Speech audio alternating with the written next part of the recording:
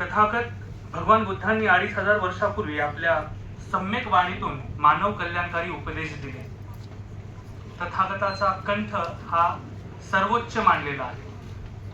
त्यानंतर आपण कोकिळेला मान्यता दिली, पण तथागताच्या वाणीला सम्यक वाणी असं आपण म्हणतो. तथागतांनी दिलेल्या उपदेशांना बुद्धवाणी, बुद्धवचने म्हणून आपण आज ओळखतो.